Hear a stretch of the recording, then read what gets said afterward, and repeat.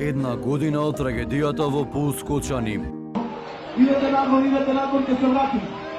63 одземени животи, 63 семејства во црнина. Една рана која по една година не престанува да боли.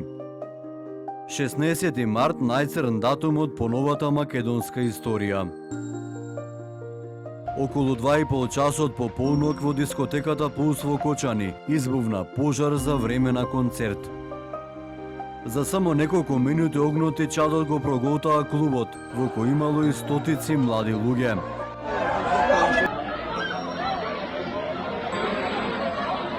Паника, вресоци, турканици кон излезот, многумина не успеа да излезат.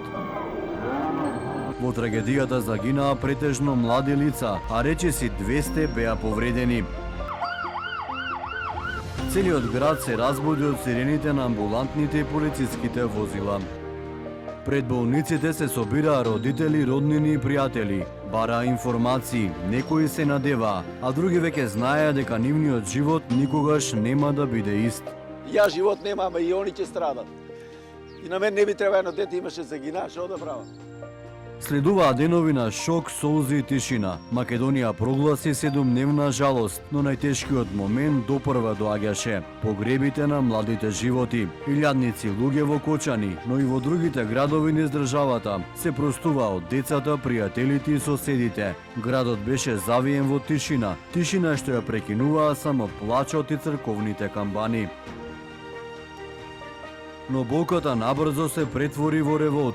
Граѓаните излегоа на улиците барајќи одговори, многу прашања. Како дискотеката со толку луѓе работела со толку мал излез? Дали имало безбедносни контроли? И кој дозволил ваков ризик?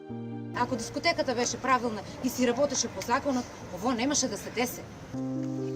Под силен притисок на јавноста започнаа истраги и апсења. Во притвор завршија сопственици организатори, но и лица од институциите, кои требало да ја контролираат безбедноста.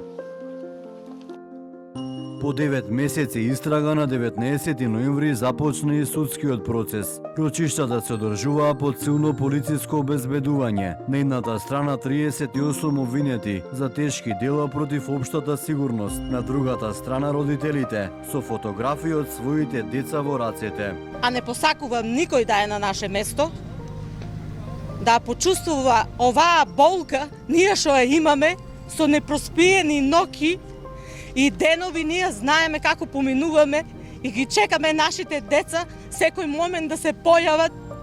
По речиси една година се отвори и предмети за полициските службеници, кои ги води обвинителството за организиран криминал и корупција. Интензивен судски процес како што најавија нема, реагираа родителите во повеќе наврати. За дел од предметите нема судска постапка, за останатите е бавна. Останува да се надеваме на ефикасна истрага, чии докази може да ја расветлат правата вистина и да го разоткријат коруптивниот систем кој со децении губива народот, порачаа родителите, само неколку часа пред одбележувањето на годишнината од Кобната ноќ. За нас е масовно убиство родителите. Ние бараме правда и ден денес, како што рековме на маршевите. Ние не излаваме само за нашите дечиња. Ние излаваме за сите дечиња, за сите родители да не го поминат тоа што ние го поминуваме, пошто е болката огромна. Една година подосна болката не е помала.